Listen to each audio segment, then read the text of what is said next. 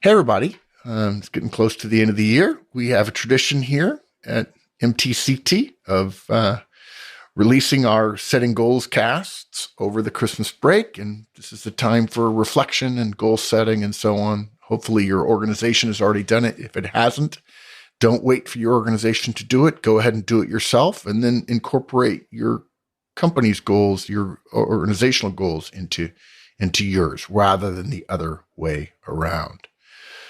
If you don't know where you're going, you're never going to get there. And look, in our last cast, we gave you examples, but even after we gave example goals, some managers then went further and said, how can I set a goal that's bigger than what I'm already doing when this year was so hard? How can I find more revenue when I barely made it this year? How can I cut costs? I'm down to the bone, right? And more difficult than ever.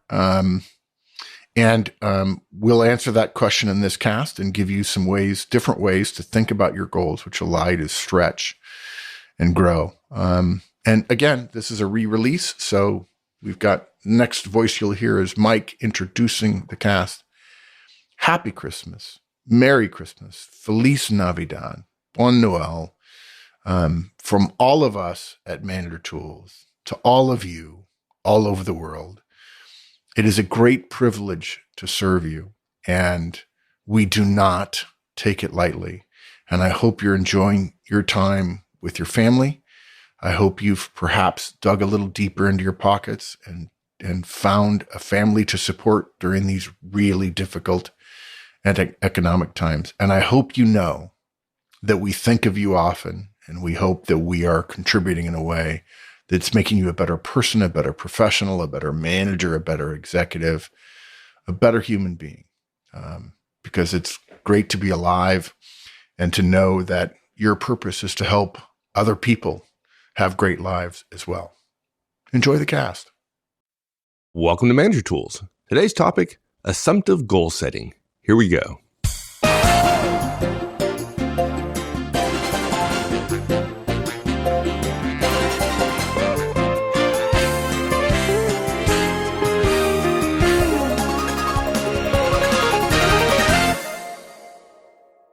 Now, surely we've spent some time talking about the importance of goals in the past, right? I mean, Oh, I hope so. We've done this for a while. They're big. But it's really funny how many people don't want to have to set goals, yet they expect all sorts of publicly visible people and organizations and institutions to do just that, right? I mean, we expect our governments to live within their means, which of course requires goals and planning and things like that. Budgets, right. And we expect our teams to win, which surely they would not do if they weren't setting goals of winning, right? Right. We expect our companies to meet their budgets so we can get our raises and all the and get the budget we like every year and perform as they say they will. Right. All those things take goals. And how can we ask not to be held accountable for achieving goals while simultaneously expecting the institution we work in to have enough cash available to pay us when they say they will? You know, paying on time is a goal. Surely somebody in finance or cash management has a plan for, right? Right, yeah. And of course, the answer is we can't if we want to be a professional part of the organization. This is a bit like the conversation you and I have when the company that someone is working for wants to grow 5% and the manager puts together a budget about how they're going to grow 1% or 2% because they just can't get any more. And it's like, okay, so somebody else is going to do 10 just to make up for the fact that you're not an effective manager and can't figure out how to get to 5. Yeah. Right. Yeah. Or let's do 5% cuts and the manager does, well, I'll cut 2 because really I'm particularly important. No. I think we shared that in the past. It's not a great strategy. If your boss asks you to cut 5 and you come back with 2 because your organization is just so important, that's probably not true, and it's not effective in terms of relationship with your boss. But, when it comes down to us as individuals, a lot of folks say, man, it's harder than it seems. I mean, how can I set a goal that's bigger than what I'm already doing? When, frankly, getting to this year, to where I am right now, was really, really hard. How can I find more revenue when I just barely made it by the skin of my teeth this year? Yeah. I'm already to the bone, right? I cut to the bone last year. How can I cut more cost? Right. People just don't know how, right? And there's not a lot of practice. It sort of follows Horstman's Christmas rule, right? It's important to us, at least it certainly affects our careers, the goals we set and whether we achieve them. It's important to us, and we do it rarely. And so if it's important and we do it rarely, we're not going to be terribly good at it. Yeah. And we're not going to teach people how to handle Christmas, but we can certainly talk about some creative ways to set goals and plan. Right, exactly. So this is part of a couple of other casts that we're going to put out about the general goal setting processes. But here's a simple 3-step process about the goals themselves, about how to be willing to stretch a little bit more, to get a little bit more out of your team. So the first rule is when you're trying to set a goal for whatever, a reduction or an increase or whatever, don't start with where you are, believe it or not. It's a classic mistake that managers make when we're trying to be creative about the future. They say, okay, let's go over everything we did this year. People generally remember what you did this year, and it doesn't help you be creative about the future. Number 2, and this will sound corny to people, but this is why we call it assumptive goal setting. Assume you are already at a new goal. You've already achieved it. The point here is, if you start with where you were, thinking about a 10 or 20% improvement is about creating the future, and people are inherently uncomfortable with it. They think they have to be imaginative and creative, and they don't think of themselves that way all the time. And because of that, it's very, very hard. They begin to defend the status quo wherever they are now.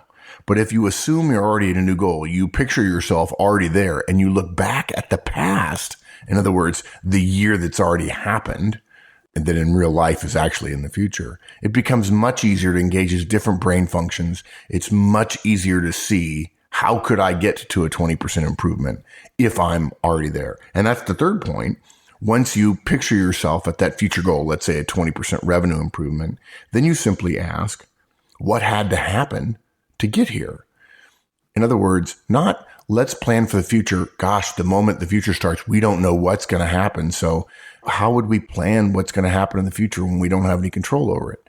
That's different than saying, okay, we're already at 20%. Let's look back at the previous year. What would we have had to have done from a year ago to now in order to get 20%? And people are much more comfortable talking about possible strategies, plans, actions, operational changes, process changes, and so on when they are looking back at what they, quote, have already done, unquote.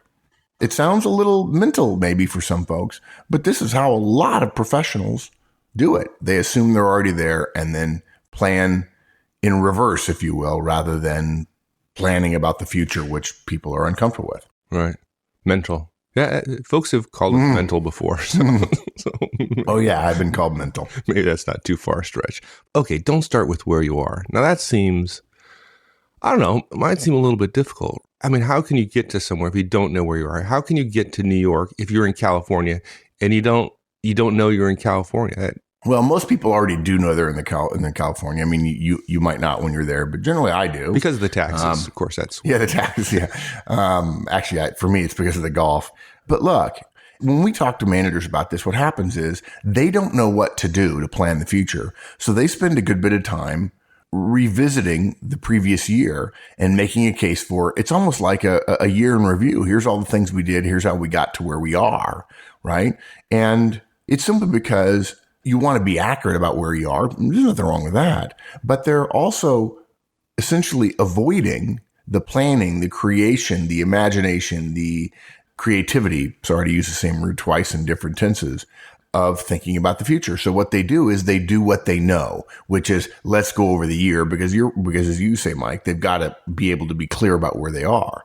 The fact is it doesn't help people. It sets the wrong tone. It sets the wrong message that let's spend a lot of time agreeing on what's already happened in detail. Look, the fact is for many of us, thinking about the future is hard. We're in a constant battle day to day, trying to assert ourselves and believing that, frankly, often when we come in with 3 things to do and we don't get any of them done by the end of the day, we're just being tossed around by external forces that, even though we think we're more powerful to resist them, we have a long history of not being able to do so. Our boss intervenes. Well, you just said it, right? Your boss comes in and dumps something on your desk at the last minute. You got to respond to. You have some crisis with a particular customer. You have these urgencies. You have diversions and unplanned ideas that come up from, 5 levels up. You're just fighting fires day to day. Yeah. And you're so frustrated at the end of each day in terms of not being able to get to what you thought your priorities were, right? Or what your priorities really are. The idea of doing even more than you're doing today is just overwhelming. Yeah, exactly. Yeah. And so that feeling of unempoweredness, I'm sure that's not a word, carries right over to planning for next year. We accept where we are. We know where we are, and we see the stretch required of us for new goals for next year, and often what's required for the team as well. And they see that we see it as stressful and was risky. Okay. But here's something interesting. We want to put a thought in your head before we'll come back to it here in a few minutes. Consider this. Why do we accept this year's numbers and achievement as the standard and therefore essentially reasonable because we're there now, when probably the numbers we're dealing with now that we've achieved now looked or would have felt unattainable a year ago, right? I mean, that's essentially the crux of this question. Yeah, it is. We achieved more this year than we did last year in 90% of, managerial and organizational cases. We achieved more than we did last year, even though we struggled a year ago to set goals. The boss said you will, and maybe we softballed it and said 2%, but in fact we got 4 or 5, and we would have never dreamed that we could have gotten to 4 or 5, and yet somehow, inexplicably, we did. Yeah. Well, I tell you, I know what the answer is.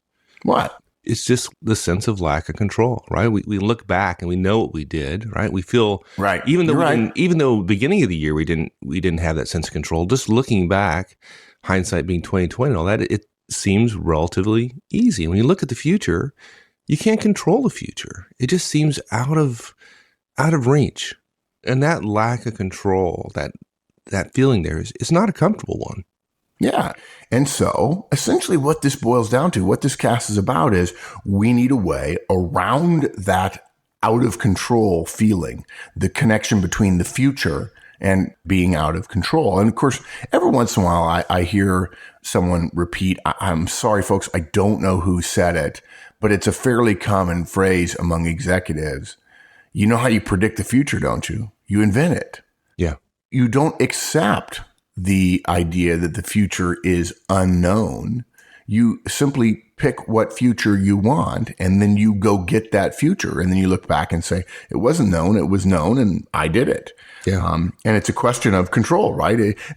Maybe control is the wrong word, Mike. Maybe it's just lack of certainty or lack of knowing as opposed to believing, right? But you're right. The thing is, this isn't just a management trick, okay? This is a standard mental process. Psychologists and sociologists use this all the time. Even futurists use this.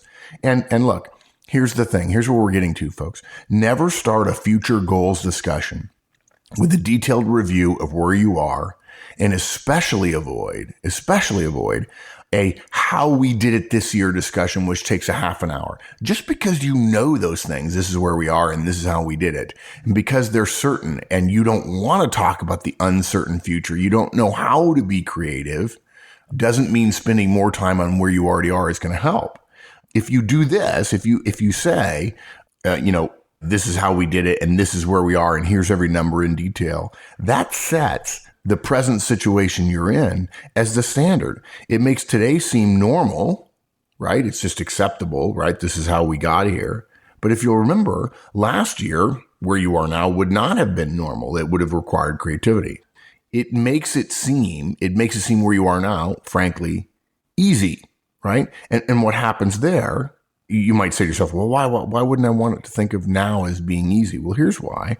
Lots of people do this and take it for granted as sort of level setting. Let's all get on the same page for clarity inducing. This is what happened last year as open communication. And again, I've said it before. I'll say it again, that it's about spending time on the things we know as opposed to having to deal with the things we don't know. And I've done it too, right? But we're not saying that you're not where you are. We're not saying that it's not good for people to know how they got there. We're not saying those things aren't true about a review of the previous year. They're just not helpful to where you want to go in terms of picturing, creating, imagining, visioning next year's numbers and next year's plans. Yeah, talk about it during the annual review or talk about it later. But when you're thinking about the future, when you're doing your goal planning for next year, now's not the effective time to talk about that stuff. It sets people's feet in concrete, the concrete of the present versus the more expansive view of the future you want to have. Right. Now, look, we know from experience, folks, if you're feeling a bit itchy, don't feel bad. We know from experience that when we recommend this manager tool, folks do get itchy. They just can't see how you can talk about all the stuff they have to do next year without at least reviewing this year in some fashion. Okay. Now, you don't have to. Really, you don't, because people already know where you are. They do. But we do understand. And so let's suggest a different way. Rather than saying to yourself, I've got to come up with some new numbers. Okay, let's make sure we agree where we are. And then you spend an hour on that. And you essentially build a case for why today is normal. When again, a year ago it was not. And then suddenly now you've cemented in people's minds that today is safe and the future is unknown. And it makes people less creative, unfortunately. But having said that, we don't recommend complete amnesia about this year's numbers and where you are now. But the thing is, if you're going to be working on numbers and goals, put this year's numbers at the bottom of any chart you're going to do.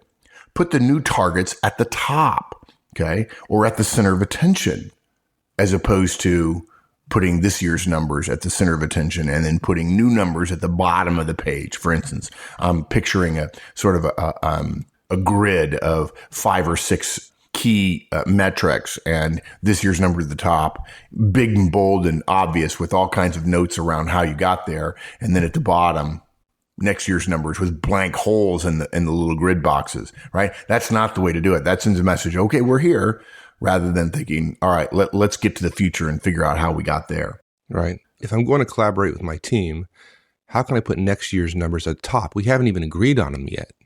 Yeah, okay. That's really kind of a different question. It's part of the process, and I'll answer it. And really what I'm talking about is just the idea here about thinking about the goals. But that said, there's a couple of ways you can handle that.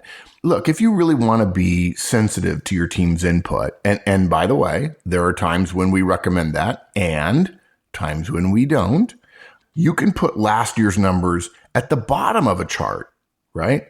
And leave the top lines for next year's numbers blank, okay? Now, remember, you don't spend any time at all when you're collaborating with your team going over how you got to your numbers. That just, again, cements the present in people's minds, and they'll remember it pretty well, right? They will. Now, on the other hand, we'd still recommend highlighting the chart as about next year's numbers. You put next year's numbers, whatever they're going to be. In other words, you'll leave blank grid spaces for those numbers, but it will be the top line. Perhaps it'll be in a larger font. Perhaps it'll be bold. Perhaps it'll be different color. Perhaps it'll have a special wider border to go around it. And rather than starting with last year's numbers, or actually this year's numbers, you put those at the bottom in smaller font and plain type and say, okay, here are last year's numbers. Let's now talk about where we're going to be next year. Now, that's one way to do it. Or look, folks, it's completely reasonable. And if when I say this, your response is, well, no, that's not reasonable, you're wrong. It's a different way of doing it. It happens a great deal.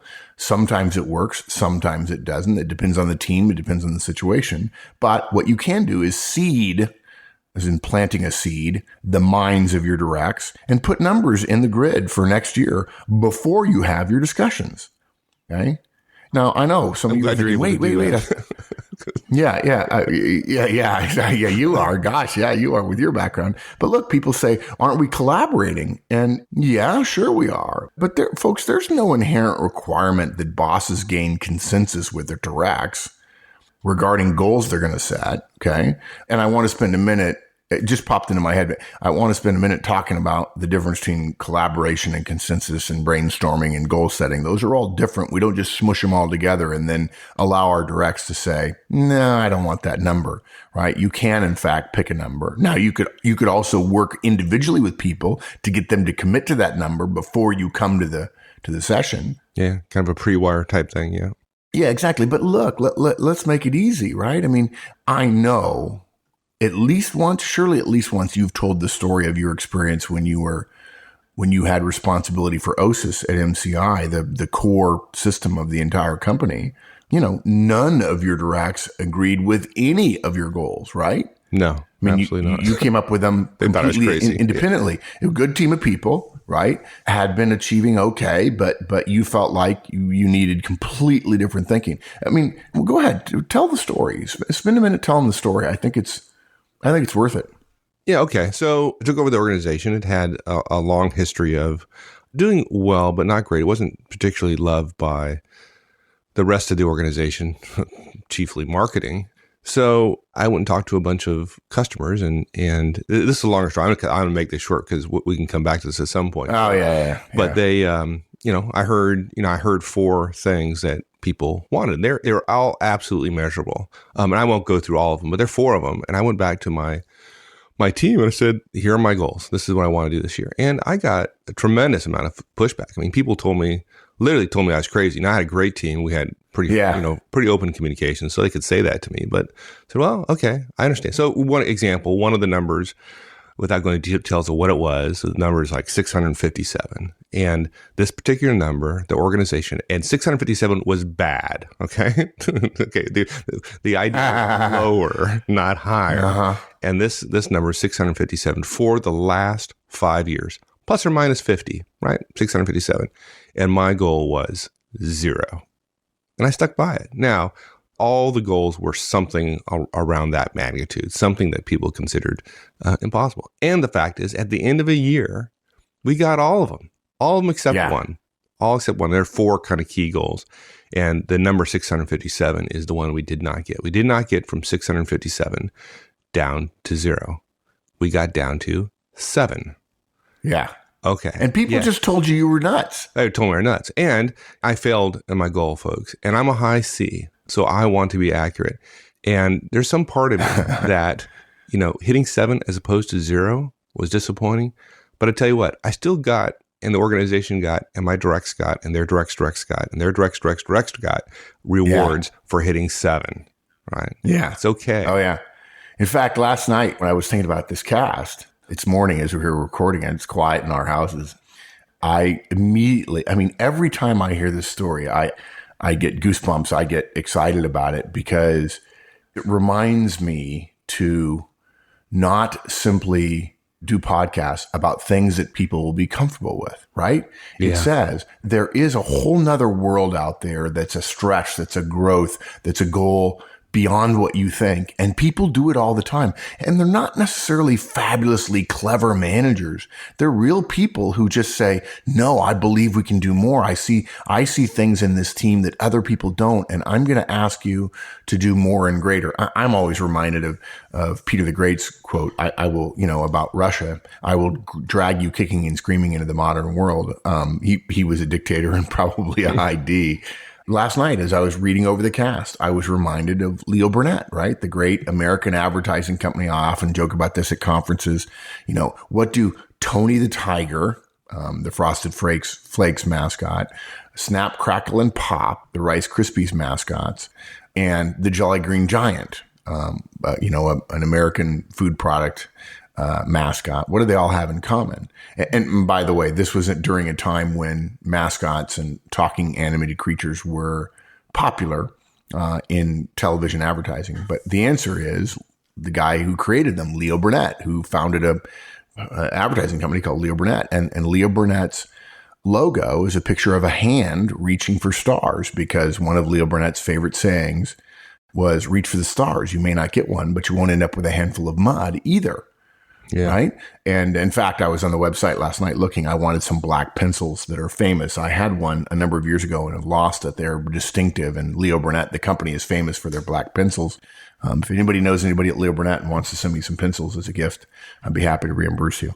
But yeah, it's that sense of there's more out there, right? You can completely change things. It's hard work, but rather than plotting and saying, okay, 3% more, you can have an out-of-body experience. And that's what this cast is about, is saying, I'm not going to settle from 650 to let's get to 550. And then next year it'll be 450, because that doesn't appreciably change things, does it? Well, it doesn't change thinking about how you get there. I think for me, the lesson was, Look, go from 657 to 0 causes folks to think about the problem completely differently. Exactly. Right? 657 to 600 would have seemed like a pretty decent goal, right? We'll just work harder. 600 for 5 years, so 600 seems like a reasonable goal. But what they would have thought about was working harder, doing the things they do today better. And that's not what gets you those big goals. It's doing things completely differently or doing different things. Exactly. Yeah. And that's what this cast is about, right? It's literally about standing on the 0, looking back at the 657, said, how the heck would we get here from there? And you say, well, we certainly have to do this, and this. And then you say, okay, let's do those things. Yeah. Right? I mean, we can't get there unless we do this. Okay. Yeah. Good. Okay. Well, then that's what we're doing. Right. Well, that's going to be hard. Oh, yeah. It's going to be hard, but it's going to be great when we get there. Oh, yeah. Right. It's awesome. And look, I want to make a point. I want to go back to the point I made earlier about consensus and collaboration and brainstorming. Look, folks, you can brainstorm with your team about a goal you've already set. That's okay. You can come to consensus about the process you use to get to that goal. And if you're saying, oh, no, Mark, I would feel uncomfortable doing that. Well, good. That's what I'm suggesting. You may need to get a little out of your comfort zone here in order to set a significant goal. Now, the goals don't always have to be significant. It may be you only think you can get to 5%, but the process we're recommending here still could work. But the point I'm making is let's not confuse brainstorming, coming up with lots of ideas, with collaboration, which does not necessarily include brainstorming and is just sharing and communicating, and then consensus, which frankly we don't like. You can brainstorm with your team based on goals you've come up with. You can brainstorm what the goal can be together if you want. You can brainstorm ideas to get there together, or you can be more directive and say, here, there's 3 things that we're going to do, whether you like it or not. You probably say it differently than that, but you have the ability with your role power. Hopefully you'll socialize the idea first, and look, we do rarely recommend consensus. It's highly misunderstood. It's terribly difficult to achieve. It's overrated, and it's almost always applied incorrectly in our experience, particularly when it comes to annual goals. And if you get in a situation where you think consensus and collaboration are lovely ideas, and you have 2 people on your team who are literally not willing to agree to the new goal, you're essentially saying, yeah, we're going to turn the asylum over to the inmates. We're going to, as a direct, I don't want to go there, so therefore we're not. I mean, then suddenly everybody starts growing at the lowest growth rate that the weakest direct will tolerate, which is backwards thinking. Yeah.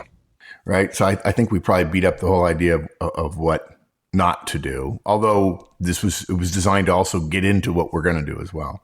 Right. Yeah. So what are some affirmative steps we can do? I guess the first one is you've spoken about, right? Assume you're already at the new goal. That's the technique. Yeah, exactly. If you assume it, if you just say, well, we're here, this is one of the most powerful techniques I have ever learned. It is so simple. And yet, wow, does it make a difference? It's the kind of thing that, frankly, ought to be taught in schools, even business schools. Large organizations nowadays are starting to address creativity and innovation, all those kind of things more directly. But it seems like a lot of the guidance that is being recommended is about structure or rewards or really organizational processes. The innovation stuff we read tends not to be terribly specific. Oh, God. Okay. Sorry. Everything we read tends to be not specific. But it doesn't really help the individual manager, right? But look, it can be some simple things that can make a huge difference. And this is one of those manager tools that are available to everybody, and yet nobody seems to use it. It's simple. Rather than starting with last year's numbers and goals, hopefully we beat that horse to death, and I apologize we went on so long, folks. What we're saying here, rather than spending time last year, rather than creating a comfort level with the present, we start with the future. We say, okay, let's put ourselves into the future a year from now, celebrating our successes. We say to ourselves, we've already arrived. Here's the number. We achieved the goals we set a year ago, which actually is now, but it's in the past in this visualization we're doing, right? So think about it. What's a better way to define imagining than picturing the future? And what better way to picture the future as opposed to standing in the present and guessing about it or thinking about where we might end up? What's a better way to picture it than by visualizing ourselves there and then describing where we are, what it's like, and then, of course, last step, how we got there? Look, if you want a 10% increase in performance from your folks, let's just say that for a second. And, it just occurs to me every time I think about numbers, right? The 657 pops into my head. And folks, remember Mike's story. And I promise you this, Mike and I guarantee you that there is someone not unlike you right now who is untethered enough from all the rules and processes and procedures that you would quickly say would keep you from getting a 10% improvement that they could easily beat, not because they're a way better manager than you at all. We're not scolding you here. That there are people who, because they can't see those things, because they aren't tied to those things, because their creativity has not been limited by the day-to-day processes, the ruts that they're in. And by the way, that goes for Mike and I as well. They could easily beat a 10% improvement. So if you balked at 10%, I promise you there's somebody who would say, I'm not tethered to the old ways. I could do it. The fact is, the worst enemy to more audacious goals, and therefore more rewards for everybody, our own ties to our present set of behaviors and principles and rules that are written and rules that are unwritten, policies designed to improve performance. All those things tie us down, because some of the policies designed to improve performance also limit unique breakout ideas that people consider creative. Look, what effective goal-setting managers and executives do is they ask, what does the business need from me or from us? They do not ask, what do we think we can do, which is a present to the future thinking as opposed to, I'm already there, let's look back on how it happened. The what do we think we can do question is essentially extending the existing behavior set into the future with something extra added on top. This may be hard to get. I wrote it several times and couldn't quite get it right. If you think the what do we think we can do question, and therefore it's where we are now is okay, and we're going to extend that a little bit, it makes smaller the improvement and larger the existing set of behaviors. If I'm already at 100% and somebody says I have to get to 105 next year, then all I'm really thinking about is the 5% difference. And it makes the 100% that I already did more powerful, more important, 20 times more important than the 5% improvement. Okay. It basically says, put this little extra bit on top of what we're already doing, right? It says we're going to do almost everything the way we did it before, but we might also do some new things or some more things, but only as a fraction of the whole. And that, according to futurists and creativity people, is totally limiting as a mindset. It's even crippling to our next inevitable step, which is, okay, what are we going to do to get to our goals? It literally says you don't have to be different next year. All you have to do is do a little bit more. But the fact is, effective managers and executives who are setting goals ask, what does the business need from me or us? They approach it from 200% down, looking down to the 100% that you're already at this year, right? Because whatever you achieve this year, you're at 100% of. They look at it from the other side. They step out of the present, think about the future, and say, what's needed? They start with the outcome rather than with the installed base. They think of results, which in the case of goals is actually the achievement of them. In their mind, the goal, whatever it is, can be achieved because they're picturing themselves already having done it. And suddenly, if you ask for a 20% improvement for your folks and you look back from the 20%, 120% number, you spend a lot more time looking at the 20% and thinking creatively about building a road to get from where you were a year ago to now. The 20% improvement. You don't spend a great deal of time cementing in your head all those things that caused you to get to 100%, which of course makes doing them differently next year harder to picture. Now, if you're asking, okay, what about how they're going to do it? Folks, it's a great question, but it's still too soon to ask it. Okay. The moment you say we're at 100%, let's talk about everything we did this year and maybe we can get a 10% improvement. Everything becomes about how. It becomes about extending what you're already doing. It becomes about just getting more done and so on. But thinking about the future first, picturing the next year as having already happened, is at the heart of why assumptive goal setting works so well. Rather than concerning ourselves with the how, again, it's usually linear, it's usually extensive of existing processes and procedures, and it's tied to old ways. Effective goal setters only think first of the final result.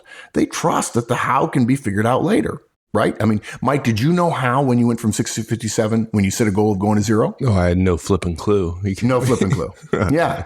Yeah. And folks, you might think, those of you who are high C's, even though Mike's a high C, you might think, oh my gosh, I could never do that. But literally it is moving away from what you're comfortable with. It's the literally having no flipping idea that frees you up. And you might say, well, gosh, what if I don't get there? Well, Mike didn't. He only got to 7, and it didn't matter because it was such a game-changing thing that everybody benefited for years later.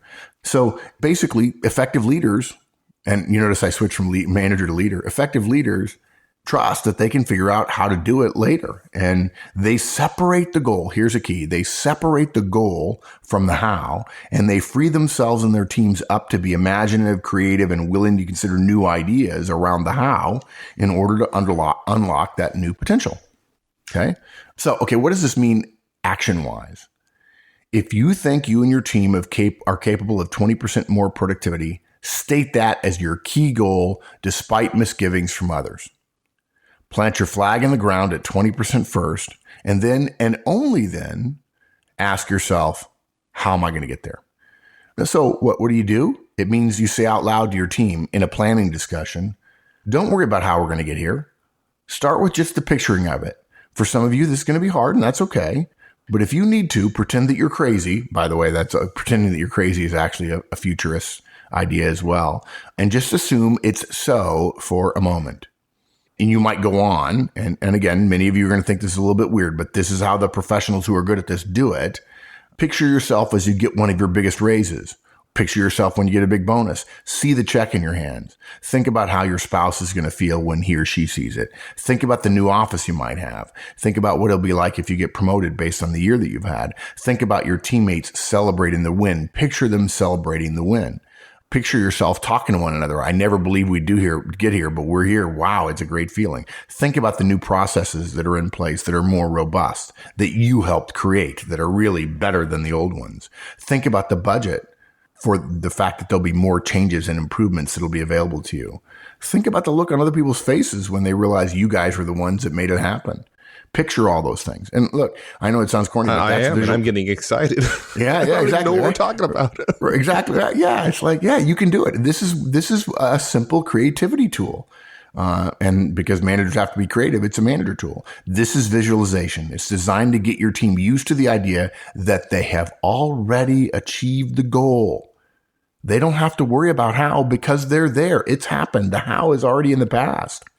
They don't have to stretch from some middling performance this year, which is essentially a year ago, right? And now, only now, after we've got a firm picture in our mind of the future we want to be in, now we worry about the how. Okay, so finally we get there. So again, looking backwards, we're not just simply talk about the how. We're going to say what had to happen to get here, right? It's a focus on, hey, we're here, right? We've assumed, that's why I guess we call it assumptive goal planning. Yeah. We assumed we're here and we asked, hey, what did we have to do to get here? Right. And look, believe it or not, folks, this is the easy part. I know you're thinking, no, it's not. It can't possibly be the easy part, but it is. And what we mean by easy is compared to the stress of starting from now and trying to agree to new and harder and bigger things in the undiscovered country that's the future, right? Looking back at what we've already done, remember now we're in the future. We've already agreed to the goal. We're celebrating our successes. Looking back at what we've already done is much easier. For some reason, the way the brain works, looking back at the past, even though we're assuming the future, frees up ways of thinking that aren't available to us when we have to be worried about, well, but how much are we going to really be able to control our future or not? Some of you are probably thinking we're lightheaded for saying this, but we've done this. And folks, it works. Repeatedly, I've done it. It works. You just assume you're there and then you say, okay, let me turn around now. Let's look at the past year. What would I have to have done? Oh, that's easy. I would have done this, and this. And you just put those things in place. Once you've got your team to feel that they're there, you simply ask, what had to happen to get here? What did we do this past year to end up here? What things did we do differently in order to get to 20%? Okay. Now look, there's no, it can't be done or it's impossible because it already has been done. It is possible. It is already done, right? We're already there. Right. It's simply a question of standing in the future. Now look, folks, try this a couple of times before you write me a nasty note. and say, okay, if I got 20%, if I look back, what would it be? And by the way, if you struggle a little bit with it, you can write me a note and tell me I'm an idiot, and I'll say, okay, thanks for the input. But frankly, you got to do it with your team a couple of times and see whether or not if you're not comfortable being creative, somebody in your team probably is. It's simply a question of standing in the future, looking back to a past that's already happened, one that your team achieved, and saying, what must we have done this past year? Now, we're not having to creatively imagine something never been done before. We're just talking about the past year's successes. It'll sound like, well, to get to 20% more widgets, we had to, and by the way, note the past tense here, we had to buy another stamping machine. Or, hey, we stopped doing all that admin, and thank God we did, because that freed up Rick to help us with new clients, which are a big part of the 20%. Or we stuck pretty close to our targeted 3 hours per week on new client acquisition. Right? That's what happens. You talk differently about the things you will do in the future if you're picturing them already had to have happened in order to get you to the goal that you were setting. Yeah. Now, is this perfect? No, it's not perfect. It'll feel weird to some of you. And for some of you, it'll feel totally liberating. And you'll have a story just like Mike's about going from 657 to 0. Well, look, I have a similar story. When I was a salesperson at Procter & Gamble, I didn't know better. I literally was an Army officer, and suddenly I'm selling toothpaste. I didn't know what I could or couldn't do.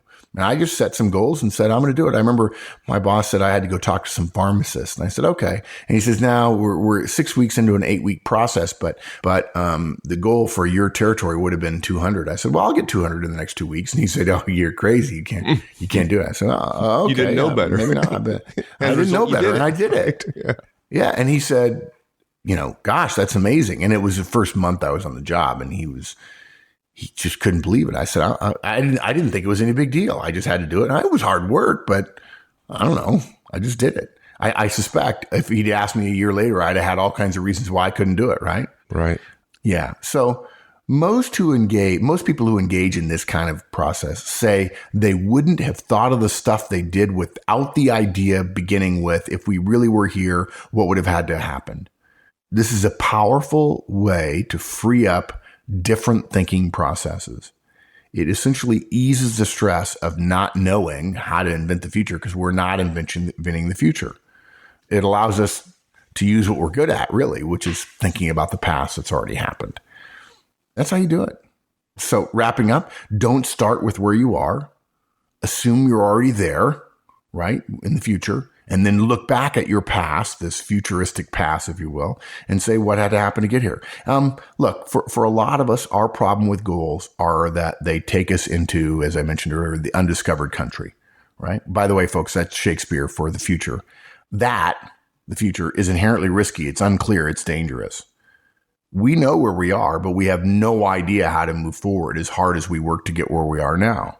But if we picture ourselves at 10 or 20 or 50% growth, thanks to the way our brains work, and then we look back as if we already achieved it, the path to where we already are looks much clearer, and it's easier to build.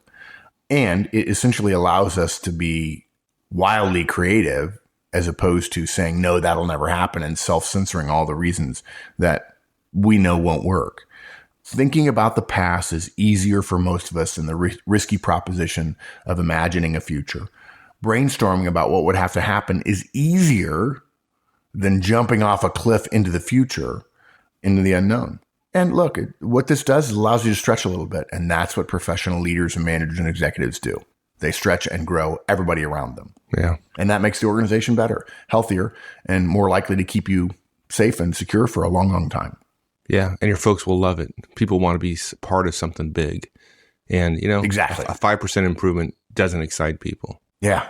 Yeah. Incremental gains are for the small-minded, frankly. There you go. All right, my friend. Thank you. Thanks, partner. All right. We'll see you. Thanks, everyone. Hope you enjoyed it, and we'll see you again next week. In the meantime, have a great one. So long.